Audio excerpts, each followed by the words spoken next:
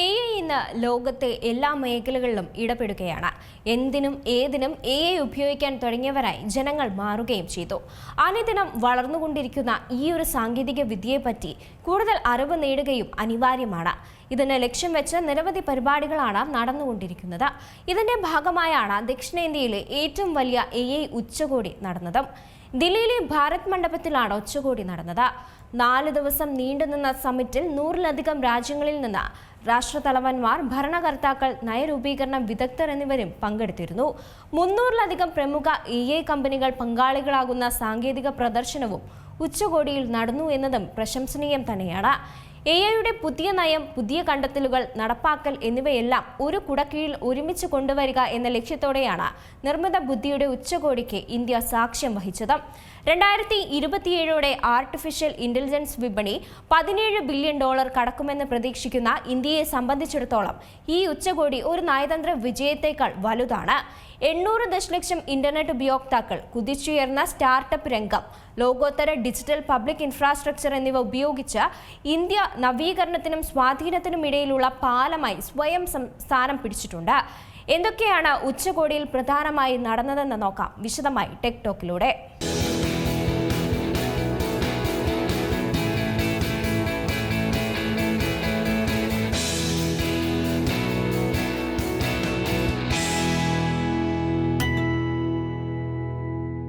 AI ജനാധിപത്യവൽക്കരിക്കാൻ ആഹ്വാനം ചെയ്തുകൊണ്ടായിരുന്നു ഡൽഹിയിലെ AI ഉച്ചകോടിയുടെ തുടക്കം. സമഗ്രമായി എല്ലാവരെയും ഉൾക്കൊണ്ട് AI വികസിപ്പിക്കാനാണ് ഡൽഹി AI ഉച്ചകോടിയിലെ പ്രഖ്യാപനം വന്നത്. വിവിധ ഭാഷകളിൽ AI വികസിപ്പിച്ച് ആഗോളതലത്തിൽ കൂടുതൽ പേരിലേക്ക് എത്തിക്കണം. വൈവിധ്യമുള്ള സംസ്കാരങ്ങളെ ഉൾക്കൊണ്ടുകൊണ്ട് സർക്കാരുകളുമായും പ്രാദേശിക ഗ്രൂപ്പുകളുമായും സഹകരിച്ച് പ്രവർത്തിക്കണം. ചില കമ്പനികൾ തന്ത്രപരമായി AI ഉപയോഗപ്പെടുത്താൻ ശ്രമിക്കുന്നു, സ്വകാര്യമായി വികസിപ്പിക്കാൻ ശ്രമിക്കുന്നുമുണ്ട്. ഇന്ത്യ വ്യത്യസ്തമായി ചിന്തിക്കുന്നുവെന്നാണ് പ്രധാനമന്ത്രി നരേന്ദ്രമോദി പറഞ്ഞത്. AI ആഗോളക്ഷേമത്തിനായി ഉപയോഗപ്പെടുത്തണം. ലോകത്ത് ഏറ്റവും യുവജനങ്ങളുള്ള രാജ്യമാണ് ഇന്ത്യ. സ്വന്തം സാങ്കേതിക വിദ്യ വികസിപ്പിക്കുകയും മേഖലയിൽ വേഗത്തിൽ മുന്നോട്ടു പോവുകയും ചെയ്യുന്നു. ഈ ഉച്ചകോടി ഗ്ലോബൽ സൗത്തിന് അഭിമാനമാണെന്നാണ് മോദി പറഞ്ഞത്. AI ജനാധിപത്യവൽക്കരിക്കാൻ ആഹ്വാനം ചെയ്തുകൊണ്ടായിരുന്നു ദില്ലി ഉച്ചകോടി നടന്നത്. സമഗ്രമായ എല്ലാവരെയും ഉൾക്കൊള്ളിച്ചുകൊണ്ട് AI വികസിപ്പിക്കാൻ ദില്ലി AI ഉച്ചകോടിയിൽ പ്രഖ്യാപനവും നടത്തി. വിവിധ ഭാഷകളിൽ AI വികസിപ്പിച്ചുകൊണ്ട് ആഗോളതലത്തിൽ ഏറ്റവും കൂടുതൽ പേരിലേക്ക് എത്തിക്കണം. വൈവിധ്യമുള്ള സംസ്കാരങ്ങളെ ഉൾക്കൊണ്ട് സർക്കാരുകളുമായും പ്രാദേശിക ഗ്രൂപ്പുകളുമായും സഹകരിച്ചുകൊണ്ടും പ്രവർത്തിക്കണം. ചില കമ്പനികൾ തന്ത്രപരമായി AI ഉപയോഗപ്പെടുത്തുകയും ചെയ്യും. സ്വകാര്യമായി വികസിപ്പിക്കാൻ ശ്രമിക്കുന്ന ഈ ഒരു ഇന്ത്യ സ്വകാര്യമായി വികസിപ്പിക്കാനാണ് ശ്രമിക്കുന്നതെന്നും വ്യത്യസ്തമായാണ് ഇന്ത്യ ചിന്തിക്കുന്നതെന്നും പ്രധാനമന്ത്രി നരേന്ദ്രമോദി പറഞ്ഞു. AI ആഗോളക്ഷേമത്തിനായി ഉപയോഗപ്പെടുത്തണം. ലോകത്ത് ഏറ്റവും യുവജനങ്ങളുള്ള രാജ്യമാണ് ഇന്ത്യ. സ്വന്തം സാങ്കേതിക വിദ്യ വികസിപ്പിക്കുകയും മേഖലയിൽ വേഗത്തിൽ മുന്നോട്ട് പോകുകയും ചെയ്യുന്നു. ഈ ഉച്ചകോടി ഗ്ലോബൽ സൗത്തിന് അഭിമാനമാണെന്നായിരുന്നു മോദി പറഞ്ഞത്. AI ഉച്ചകോടിയുടെ ലക്ഷ്യം ലോകം മുഴുവൻ എത്തും. AI മാനവരാശിയുടെ ഏറ്റവും നിർണായകമായ വഴിത്തിരിവാണ്. യന്ത്രങ്ങളെക്കാൾ മനുഷ്യശേഷിയെ വർദ്ധിപ്പിക്കുന്നത്. സാങ്കേതിക വിദ്യയെക്കുറിച്ചുള്ള നമ്മുടെ യുവാക്കളുടെ ചിന്ത മുഴുവൻ മനുഷ്യരാശിക്കും ഗുണം ചെയ്യുമെന്ന് ഈ പരിപാടിയിലൂടെ മനസ്സിലാക്കിയെന്നാണ് മോദി എക്സിൽ കുറിച്ചത്. അജ്ഞാതമായ അറിവ് കണ്ടെത്തുന്നതിന് പരീക്ഷണവും ഗവേഷണവും അത്യന്താപേക്ഷിതമാണ്. അറിയുന്ന വസ്തുക്കളുടെ വിശകലനമാണ് ഗവേഷകന്റെ ആരംഭം. ആ അറിവ് അനുഭവത്തിലൂടെയും നിരീക്ഷണത്തിലൂടെയും കണ്ടെത്തുന്നുവെന്ന സംസ്കൃത ഉദ്ധരണിയും മോദി എക്സിൽ പങ്കുവച്ചിരുന്നു. രാജ്യത്തിന്റെയും ജനങ്ങളുടെയും നേട്ടങ്ങൾ പുറത്തു കൊണ്ടുവരുന്നതിനുള്ള ഒരു വേദിയായിരുന്നു AI ഉച്ചകോടി.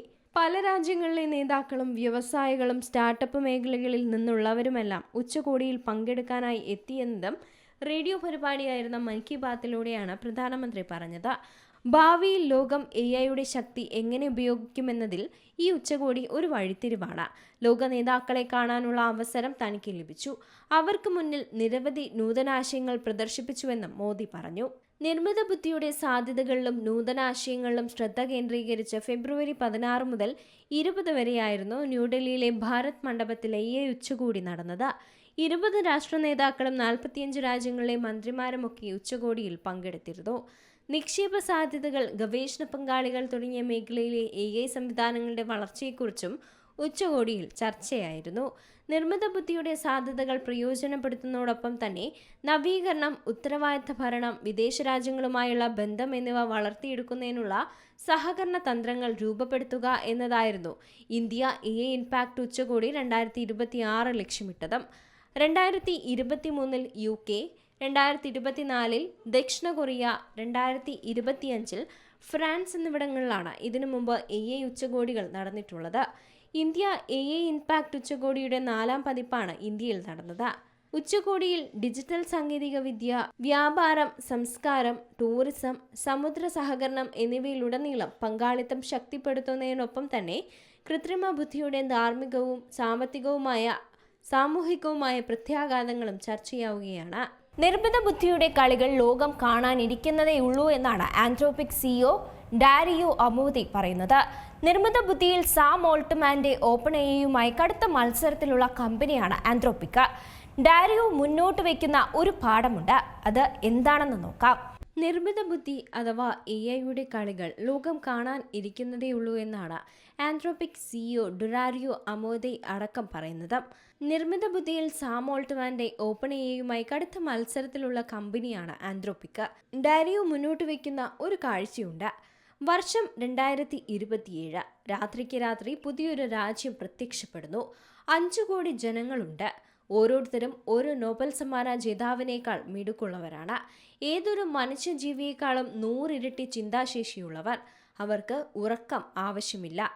അവർ ഇന്റർനെറ്റ് ഉപയോഗിക്കുന്നു, റോബോട്ടുകളെ നിയന്ത്രിക്കുന്നു, പരീക്ഷണങ്ങൾ നടത്തുന്നു, ഡിജിറ്റലുമായി ബന്ധമുള്ള എന്തിനേയും പ്രവർത്തിപ്പിക്കുന്നു. മനുഷ്യർ നിയന്ത്രിക്കുന്ന ഏതൊരു രാജ്യത്തിനും ഉറക്കമില്ലാത്ത രാത്രികൾ സമ്മാനിക്കാൻ വേറെന്ത് വേണമെന്നാണ് ഡാരിയോ ചോദിക്കുന്നത്. അതിരുകളില്ലാത്ത ഭാവനയാണിതെന്ന് പറഞ്ഞ് ഡാരിയോയെ തള്ളിക്കളയേണ്ടെന്നാണ് അതർ സൈഡ് AI എന്ന കമ്പനിയുടെ CEO ആയ മാറ്റ് ഷൂമർ പറയുന്നത്. ഇക്കഴിഞ്ഞ ഫെബ്രുവരി 5 OpenAI പുറത്തിറക്കിയ GPT-5.3 കോഡെക്സിന്റെയും ആന്ത്രോപിക്കിന്റെയും OPEX 4.6ന്റെയും പ്രകടനങ്ങൾ വരാനിരിക്കുന്ന ലോകം എത്രമാത്രം വ്യത്യസ്തമായിരിക്കും എന്നതിന്റെ സൂചനകളാണെന്നാണ് ഷൂമർ ചൂണ്ടിക്കാട്ടിയത്. സാം ഓൾട്ട്മാനും ഡാരിയോയും ഗൂഗിൾ CEO സുന്ദർ പിച്ചയും മൈക്രോസോഫ്റ്റ് പ്രസിഡന്റ് ബ്രാഡ് സ്മിത്തും അടക്കം AIയുടെ തലതൊട്ടപ്പന്മാർ ഏതാണ്ട് എല്ലാവരും തന്നെ ഈ ദിവസങ്ങളിൽ ഡൽഹിയിലുണ്ടായിരുന്നു. ഇന്ത്യ നടത്തിയ നിർമ്മിത ബുദ്ധി ഉച്ചകോടിയിൽ പങ്കെടുക്കാനായിരുന്നു ഇവർ ഇന്ദ്രപ്രസ്ഥത്തിലെത്തിയത്.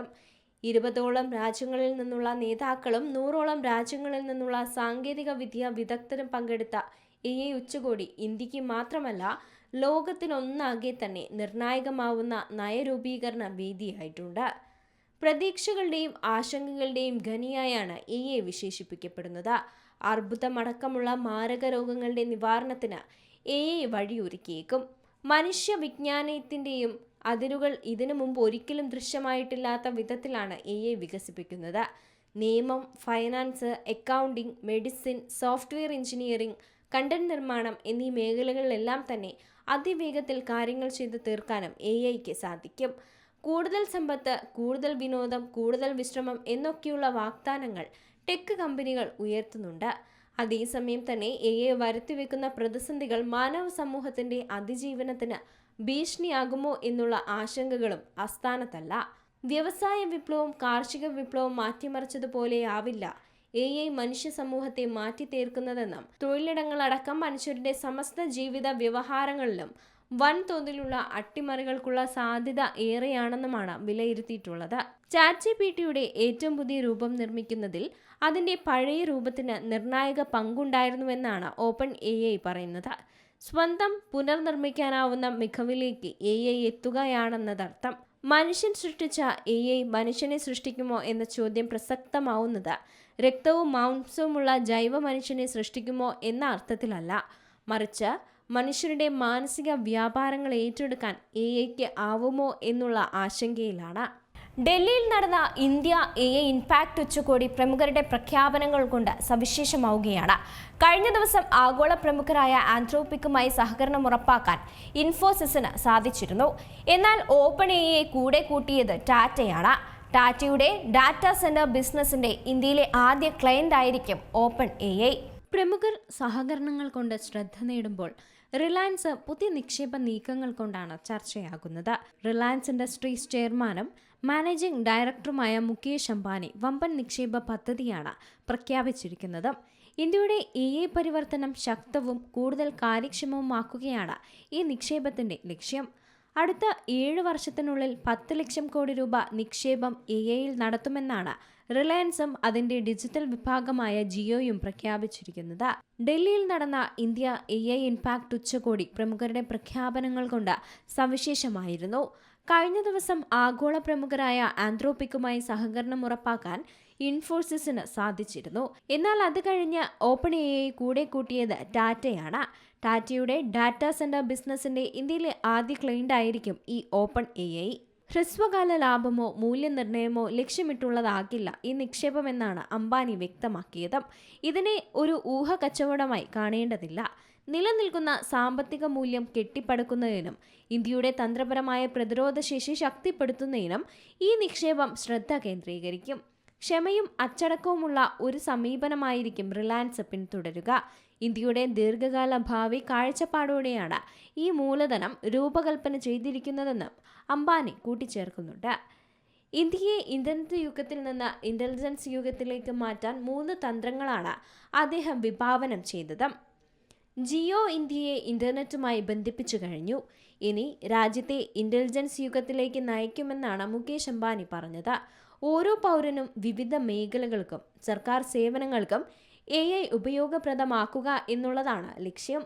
10 ലക്ഷം കോടി രൂപ നിക്ഷേപം വഴി രാജ്യത്തുടനീളം AI റെഡി ഇൻഫ്രാസ്ട്രക്ചർ നിർമ്മിക്കുമെന്നാണ് അംബാനി പറഞ്ഞത്. 2026 രണ്ടാം പകുതിയോടെ ഗുജറാത്ത് ജാംനഗറിൽ പദ്ധതിയിടുന്ന 120 മെഗാവാട്ട് ശേഷിയുള്ള മൾട്ടി ജിഗാവാട്ട് ഡാറ്റാ സെന്റർ നിർമ്മാണവും ഈ നിക്ഷേപ പദ്ധതിയുടെ ഭാഗമാണ്. ഇന്ത്യയിൽ സോവറിൻ കമ്പ്യൂട്ടർ ഇൻഫ്രാസ്ട്രക്ചർ സൃഷ്ടിക്കുന്നതിലാകും അടുത്ത ശ്രദ്ധയെന്ന് അംബാനി വ്യക്തമാക്കിയിരുന്നു. ഗിഗാവാട്ട് സ്കെയിൽ ഡാറ്റാ സെന്ററുകൾ സ്ഥാപിക്കൽ, ഹരിത ഊർജം ഉപയോഗപ്പെടുത്തൽ, ജിയോയുടെ നെറ്റ്വർക്ക് വഴി രാജ്യവ്യാപകമായി എഡ്ജ് കമ്പ്യൂട്ടർ ലെയർ സൃഷ്ടിക്കൽ എന്നിവയും ഇതിൽ ഉൾപ്പെടുന്നതാണ്. AI-യെ സർവ്വവ്യാപിയാക്കുക എന്ന ലക്ഷ്യമാണ് ജിയോ ഇന്റലിജൻസിനുള്ളത്. രാജ്യത്ത് ജിയോ മൊബൈൽ ഡാറ്റ ചെലവ് കുറച്ചതുപോലെ ജിയോ ഇന്റലിജൻസും ചെലവ് ഗണ്യമായി കുറയ്ക്കുമെന്നാണ് അംബാനി പറഞ്ഞത്. വലിയ സംരംഭങ്ങൾക്ക് പുറമെ കൃഷി, ഔപചാരിക മേഖല, ആളുകളുടെ ദൈനംദിന പ്രവർത്തനങ്ങൾ എന്നിവയിലേക്കും AI-യെ കൊണ്ടുവരും. ജിയോ AI ഭാരത് വഴി വിവിധ ഇന്ത്യൻ ഭാഷകളിലും ബഹുഭാഷ AI കഴിവുകൾ അംബാനി അവതരിപ്പിച്ചിരുന്നു. കർഷകർ, കരകൗശല വിദഗ്ധർ, വിദ്യാർത്ഥികൾ എന്നിവർക്ക് ഈ നേട്ടം വലിയൊരു നേട്ടമാകുമെന്ന് തന്നെയാണ് വിലയിരുത്തപ്പെടുന്നത്. ഭാഷകളുടെ അതിർവരമ്പുകൾ കൂടാതെയുള്ള പ്രവർത്തനത്തിലാണ് വഴിയൊരുങ്ങുന്നത്. AI തൊഴിലുകൾ ഇല്ലാതാക്കുകയില്ലെന്നും മറിച്ച് കൂടുതൽ അവസരങ്ങൾ സൃഷ്ടിക്കുക മാത്രമാകും ചെയ്യുക എന്നുമാണ് അംബാനി കൂട്ടിച്ചേർത്തത്. ഉയർന്ന വൈദഗ്ധ്യമുള്ളതുമായ തൊഴിലവസരങ്ങൾ വർദ്ധിക്കും. നിക്ഷേപം തൊഴിലവസരങ്ങളും പരിശീലനവും നൽകുന്നതോടൊപ്പം തന്നെ AI യുഗത്തിൽ സഞ്ചരിക്കാൻ ആളുകളെ ശാക്തീകരിക്കുമെന്നും അദ്ദേഹം പറഞ്ഞിരുന്നു. 21ാം നൂറ്റാണ്ടിൽ ഇന്ത്യ ഒരു ആഗോള AI നേതാവായി ഉയർന്നു വരുമെന്നാണ് അംബാനി പറയുന്നത്. മാറ്റങ്ങൾ ഇരു കൈയും നീട്ടി സ്വീകരിക്കാൻ ഒരു മടിയുമില്ലാത്ത ജനതയാണ് ഇന്ത്യയുടേത്. ആഗോള ടെക് ലീഡർ ആകാൻ തയ്യാറെടുക്കുന്ന തിരക്കിലാണ് രാജ്യം ഇപ്പോൾ. ലോകം ഉറ്റുനോക്കിയിരുന്ന ഇന്ത്യ AI ഇംപാക്ട് ഉച്ചകോടി പൂർത്തിയായിരിക്കുന്നു. ഏവർക്കും AI എന്ന വലിയ ലക്ഷ്യമാണ് ഇന്ത്യ വിഭാവനം ചെയ്യുന്നത്. ഇപ്പോഴിതാ ടെക്നോളജിയെ സാധാരണക്കാരിലേക്ക് എത്തിക്കാനുള്ള ശ്രമങ്ങൾക്ക് സർക്കാർ തുടക്കമിട്ടിരിക്കുകയാണ്. മാറ്റങ്ങൾ ഇരുകൈയും നീട്ടി സ്വീകരിക്കുന്നവരാണ് നമ്മൾ ഇന്ത്യക്കാർ. ആഗോള ടെക് ലീഡറാകാൻ തയ്യാറെടുക്കുന്ന തിരക്കിൽ രാജ്യം മുന്നിട്ട് നിൽക്കുന്നു. ലോകം ഉറ്റുനോക്കിയ ഇന്ത്യ AI ഇംപാക്ട് ഉച്ചകോടി അവസാനിക്കുകയും ചെയ്തു. ഏവർക്കും AI എന്ന വലിയൊരു ലക്ഷ്യം തന്നെയാണ് ഇന്ത്യ വിഭാവനം ചെയ്തത്. ഇപ്പോഴിതാ ടെക്നോളജിയെ സാധാരണക്കാരിലേക്ക് എത്തിക്കാനുള്ള ശ്രമങ്ങൾക്കും സർക്കാർ തുടക്കമിട്ട് കഴിഞ്ഞു. ഇന്ത്യയുടെ ഡിജിറ്റൽ കറൻസിയും റേഷനും തമ്മിലുള്ള ബന്ധമാണ് ആദ്യം. റേഷൻ കടകളിൽ വരാൻ പോകുന്ന ഒരു വലിയ വിപ്ലവകരമായ നീക്കത്തെക്കുറിച്ച് പറയാതിരിക്കാൻ വയ്യ. റിസർവ് ബാങ്കിന്റെ ഡിജിറ്റൽ കറൻസിയെ പൊതുവിതരണ സംവിധാനവുമായി ഒരുമിപ്പിക്കുകയാണ് സർക്കാർ ഇപ്പോൾ. ഇത്തരത്തിലൊരു പദ്ധതി ഇക്കഴിഞ്ഞ ദിവസം കേന്ദ്ര ആഭ്യന്തരമന്ത്രി അമിത്ഷാ ഗുജറാത്തിലെ ഗാന്ധിനഗറിൽ ഉദ്ഘാടനം ചെയ്തു കഴിഞ്ഞു. രാജ്യത്ത് ആളുകളുടെ റേഷൻ വാങ്ങൽ രീതികളെ അടിമുടി പരിഷ്കരിക്കുന്നതായിരുന്നു പദ്ധതി. ഡിജിറ്റൽ കറൻസി, സാങ്കേതിക വിദ്യ എന്നൊന്നും കേട്ട് പേടിക്കേണ്ട. നിങ്ങളുടെ റേഷൻ വാങ്ങൽ രീതികൾ അത്രമേൽ ലളിതമാക്കുന്ന ഒരു പദ്ധതിയാണിത്. CBDC അഥവാ ഈ രൂപ എന്താണെന്ന് ആദ്യം മനസ്സിലാക്കണം. ഇത് രാജ്യത്തിന് വേണ്ടി RBI പുറത്തിറക്കുന്ന ഡിജിറ്റൽ കറൻസിയാണ്. ഇന്ത്യയുടെ ക്രിപ്റ്റോ കറൻസി എന്നും പറയാം. നിങ്ങളുടെ കൈവശമുള്ള ഫിസിക്കൽ രൂപയുടെ ഡിജിറ്റൽ പകർപ്പ്. അതിൽ കൂടുതലൊന്നും മനസ്സിലാക്കേണ്ടതുമില്ല. നിലവിൽ UPI ആപ്പുകൾ നിങ്ങളുടെ അക്കൗണ്ടിലെ പണമാണ് കൈകാര്യം ചെയ്യുന്നത്. എന്നാൽ ഇവിടെ റിസർവ് ബാങ്ക് നേരിട്ടിറക്കുന്ന ഡിജിറ്റൽ പണം നിങ്ങളുടെ ഫോണിലെ വാലറ്റിലെത്തും. ഗുജറാത്തിലെ ഗാന്ധിനഗറിൽ ഈ പദ്ധതി പൈലറ്റ് അടിസ്ഥാനത്തിൽ നടപ്പാക്കി കഴിഞ്ഞു. അധികം വൈകാതെ ഇവ കേരളത്തിലേക്കും എത്തും. സർക്കാർ എന്തൊക്കെ നടപടികൾ സ്വീകരിച്ചെന്ന് പറഞ്ഞിട്ടും റേഷൻ കടകളിലെ തട്ടിപ്പുകൾ ഇപ്പോഴും പല വഴികൾ നടക്കുകയാണ്. പക്ഷേ പുതിയ സംവിധാനം നടപ്പിലാക്കുന്നതോടെ കാര്യങ്ങൾ അടിമുടി മാറും. നമുക്ക് കിട്ടുന്ന സബ്സിഡി പണം അല്ലെങ്കിൽ റേഷൻ വിഹിതം ഒരു ഡിജിറ്റൽ ടോക്കണായാകും വാലറ്റിലെത്തുക. ഇവ റേഷൻ കടകളിൽ മാത്രം ഉപയോഗിക്കാൻ കഴിയും. അതിനാൽ റേഷൻ വിഹിതം കൃത്യമായി അർഹരായവർക്ക് തന്നെ ലഭിക്കും. ഇടനിലക്കാരുടെ ഒരു കളിയും നടക്കില്ല. റേഷൻ തൂക്കത്തിൽ കൃത്രിമം കാണിക്കാനോ കരിഞ്ചന്തയിലേക്ക് അരി കടത്താനോ കഴിയുകയില്ല. ഈ പദ്ധതിയുടെ മറ്റൊരു പ്രത്യേകത അന്നപൂർണി എന്ന് പേരിട്ടിരിക്കുന്ന ഗ്രെയിൻ ATMകളാണ്. ഈ പദ്ധതിയും ഗുജറാത്തിൽ പരീക്ഷണാടിസ്ഥാനത്തിൽ തുടങ്ങിക്കഴിഞ്ഞു. അതായത് നിങ്ങൾ ATMകളിൽ നിന്ന് പണം പിൻവലിക്കുന്നത് പോലെ ഇനി മെഷീനുകളിൽ നിന്ന് റേഷൻ കിട്ടും. വെറും 35 സെക്കൻഡ് കൊണ്ട് 25 കിലോ അരിയോ ഗോതമ്പോ ഈ മെഷീൻ വഴി ലഭിക്കും. റേഷൻ കടകൾ തുറക്കുന്നത് നോക്കി വിഷമിക്കുകയും വേണ്ട. 24 മണിക്കൂറും ഈ അന്നപൂർണി ATMകളും പ്രവർത്തിക്കും. CBCD സാങ്കേതിക വിദ്യ എന്നൊക്കെ കേൾക്കുമ്പോൾ സ്മാർട്ട് ഫോൺ ഇല്ലാത്തവർ എന്തു ചെയ്യുമെന്ന് ചിന്തിക്കുന്നവരുണ്ടായിരിക്കും. ഇതിനും സർക്കാരിൻ്റെ കയ്യിൽ പരിഹാരമുണ്ട്. ഫീച്ചർ ഫോൺ ഉപയോഗിക്കുന്നവർക്ക് OTP വഴി ഇതേ സേവനങ്ങൾ ലഭിക്കും. അല്ലെങ്കിൽ പേപ്പർ കൂപ്പണുകൾ ഉപയോഗിക്കാം. റേഷൻ കാർഡിലെ ബയോമെട്രിക് സിസ്റ്റം പലപ്പോഴും വിരലടയാളം കിട്ടാതെ പണി തരാറുണ്ട്. എന്നാൽ ഡിജിറ്റൽ ടോക്കൺ വരുന്നതോടെ ഈ പ്രശ്നവും പരിഹരിക്കപ്പെടും. ചെറുകിട വ്യാപാരികളടക്കം ബിസിനസ്സുകാർക്ക് വമ്പൻ അവസരമാണ് തുറന്നിരിക്കുന്നത്. UPI വൺ വേൾഡ് വാലറ്റ് എത്തിക്കഴിഞ്ഞു. വിദേശ സഞ്ചാരികൾക്കും ഇനി UPI പേയ്മെന്റുകൾ നടത്താം. ഇന്ത്യൻ അക്കൗണ്ട് ആവശ്യമില്ല. വിദേശികളുടെ ചിലവഴിക്കൽ ലക്ഷ്യമിട്ടുകൊണ്ടാണ് സർക്കാരിന്റെ ഈ ഒരു നീക്കം. ഇന്ത്യയുടെ UPI പേയ്മെന്റ് സിസ്റ്റം ആഗോള ശ്രദ്ധ നേടിക്കഴിഞ്ഞു. ഒട്ടനവധി രാജ്യങ്ങൾ ഇതിനോടകം തന്നെ ഇന്ത്യയുടെ കണ്ടുപിടുത്തം ഏറ്റെടുത്തു കഴിഞ്ഞു. ചെറുകിട വ്യാപാരികളടക്കം ബിസിനസ്സുകാർക്ക് വലിയൊരു അവസരം തന്നെയാണ് തുറന്നിരിക്കുന്നത്. UPI വൺ വേൾഡ് വാലറ്റ് എത്തിയിട്ടുണ്ട്. വിദേശ സഞ്ചാരികൾക്കും ഇനി UPI പേയ്മെന്റുകൾ നടത്താൻ പറ്റും. അതും ഇന്ത്യൻ അക്കൗണ്ട് ആവശ്യമില്ലാതെ തന്നെ. സർക്കാരിന്റെ ഈയൊരു നീക്കം വിദേശികളുടെ ചിലവഴിക്കൽ ലക്ഷ്യമിട്ടുകൊണ്ടുള്ളതാണ്. ഇന്ത്യയുടെ UPI പേയ്മെന്റ് സിസ്റ്റം ആഗോള ശ്രദ്ധ നേടുന്നുമുണ്ട്. ഒട്ടനവധി രാജ്യങ്ങൾ ഇതിനോടകം തന്നെ ഇന്ത്യയുടെ കണ്ടുപിടുത്തം ഏറ്റെടുത്തു കഴിഞ്ഞു. ഇന്ത്യയുടെ G20 പ്രസിഡൻസി കാലത്ത് പരീക്ഷണാടിസ്ഥാനത്തിൽ ആരംഭിച്ച UPI വൺ വേൾഡ് വാലറ്റ് ഇപ്പോഴിതാ ഔദ്യോഗികമായി കഴിഞ്ഞു. ഇന്ത്യ AI ഇമ്പാക്ട് ഉച്ചകോടിയുടെ ലോകത്തിനുള്ള സമ്മാനമാണ് UPI world wallet. Indian bank account ഇല്ലാതെ തന്നെ രാജ്യാന്തര യാത്രക്കാർക്ക് ലോക്കൽ പേയ്മെന്റ് അനുഭവം പ്രദാനം ചെയ്യാൻ ഇതുവഴി സാധിക്കും. ഇന്ത്യ സന്ദർശിക്കുന്ന രാജ്യാന്തര ടൂറിസ്റ്റുകൾക്ക് എന്നും ഇവിടുത്തെ പേയ്മെന്റ് ഒരു തലവേദനയായിരുന്നു. പലരും ഈ അവസരം ചൂഷണം ചെയ്യുകയും ചെയ്തിരുന്നു. എന്നാൽ UPI വേൾഡ് വാലറ്റ് രാജ്യാന്തര അതിഥികൾക്ക് കാര്യങ്ങൾ എളുപ്പമാക്കുകയാണ്. UPI വേൾഡ് വാലറ്റ് സേവനം ഉപയോഗിക്കുന്നതിന് ഒരു ഇന്ത്യൻ ബാങ്ക് അക്കൗണ്ട് ഉണ്ടായിരിക്കണമെന്നില്ല. ഇവർക്ക് അവരുടെ രാജ്യാന്തര നമ്പറുമായി ഒരു പ്രീപെയ്ഡ് വാലറ്റ് ബന്ധിപ്പിച്ച് UPI ഉപയോഗിക്കാൻ സാധിക്കും. G20 രാഷ്ട്രങ്ങൾ ഉൾപ്പെടെ 40-ലധികം രാജ്യങ്ങളിൽ നിന്നുള്ള അതിഥികൾക്ക് ഈ UPI വേൾഡ് വാലറ്റ് നേട്ടമാകും. ഇവർക്ക് ഷോപ്പുകൾ, റെസ്റ്റോറൻറ്റുകൾ, വഴിയോര കച്ചവടങ്ങൾ തുടങ്ങി എവിടെ വേണമെങ്കിലും QR കോഡ് സ്കാൻ ചെയ്തുകൊണ്ട് ഇടപാടുകൾ നടത്താനും സാധിക്കും. UPI ഏറ്റെടുത്തിട്ടുള്ള മറ്റ് രാജ്യങ്ങൾക്കും ഇന്ത്യയുടെ ഈ നവീകരണം നേട്ടമാകുമെന്ന വിലയിരുത്തലുമുണ്ട്. ഒരൊറ്റ ഇടപാടിൽ 25,000 രൂപ വരെയാകും പരമാവധി UPI വേൾഡ് വാലറ്റിൽ ആഡ് ചെയ്യാൻ കഴിയുക. ഒരു മാസം പരമാവധി 2 തവണ, അതായത് 50,000 രൂപ മാത്രമേ വാലറ്റിൽ ലോഡ് ചെയ്യാൻ കഴിയൂ. വാലറ്റുകൾ ഉപയോക്താക്കൾക്ക് രാജ്യാന്തര ക്രെഡിറ്റ്, ഡെബിറ്റ് കാർഡുകൾ, ഫോറിൻ കറൻസി എക്സ്ചേഞ്ചുകൾ എന്നിവ വഴി ടോപ്പപ്പും ചെയ്യാം. യാത്രക്കാർക്ക് ശേഷം വാലറ്റിൽ അവശേഷിക്കുന്ന തുക ആഡ് ചെയ്ത് സോഴ്സിലേക്ക് തന്നെ എളുപ്പത്തിൽ മാറ്റാനുള്ള വഴിയുമുണ്ട്. വിദേശികൾക്ക് ഇന്ത്യയിൽ വലിയ തുകകൾ കയ്യിൽ കറൻസിയായി കൊണ്ടു നടക്കേണ്ട ആവശ്യകത ഇതോടെ ഇല്ലാതാവുകയാണ്. എങ്ങനെ ഉപയോഗിക്കണം എന്നുള്ളൊരു സംശയം വേണ്ട. ആദ്യം ചെയ്യേണ്ടത് നിലവിലെ പദ്ധതി പങ്കാളിയായ ട്രാൻസ്കോർപ്പിൽ നിന്ന് ചെക്ക് UPI ആപ്പ് ഡൗൺലോഡ് ചെയ്യണം. തുടർന്ന് രാജ്യാന്തര മൊബൈൽ നമ്പർ, പേര്, ഇമെയിൽ എന്നിവ നൽകി രജിസ്റ്റർ ചെയ്യാം. പാസ്പോർട്ട്, വിസ വിവരങ്ങൾ നൽകി KYC പൂർത്തിയാക്കണം, കൂടെ ഒരു സെൽഫിയും കൂടെ. തുടർന്ന് ഒരു UPI ID തിരഞ്ഞെടുത്ത് പിന്ന് സെറ്റ് ചെയ്യാം. ഇതോടെ വാലറ്റ് റെഡിയാകും. ഇനി അതിൽ പണം ആഡ് ചെയ്ത് ഉപയോഗിക്കാനും തുടങ്ങാം. ഫ്രഞ്ച് പ്രസിഡന്റ് ഇമ്മാനുവൽ മാക്രോൺ എക്സിൽ പങ്കുവച്ച AI ചിത്രം സമൂഹ മാധ്യമങ്ങളിൽ തരംഗമാവുകയാണ്. പ്രധാനമന്ത്രി നരേന്ദ്രമോദിക്കൊപ്പമുള്ള ചിത്രമാണ് അദ്ദേഹം പങ്കുവച്ചത്. ഇരു നേതാക്കളും പുഞ്ചിരിയോടെ കൈകോർത്ത് ഇരു കൈകളാൽ ഹൃദയചിഹ്നം നിർമ്മിക്കുന്ന ഈ ചിത്രത്തിൽ ഇന്ത്യയുടെയും ഫ്രാൻസിന്റെയും ദേശീയ പതാകകൾ ആലേഖനം ചെയ്ത കപ്പുകളും കാണാം. അതെ, ഇത് AI ആണ് എന്ന അടിക്കുറിപ്പോടെയാണ് ഈ ഒരു പോസ്റ്റ് പങ്കുവച്ചത്. സുഹൃത്തുക്കൾ ഒന്നിക്കുമ്പോൾ നവീകരണങ്ങൾ ഉണ്ടാകുമെന്നും മാക്രോൺ കുറിച്ചു.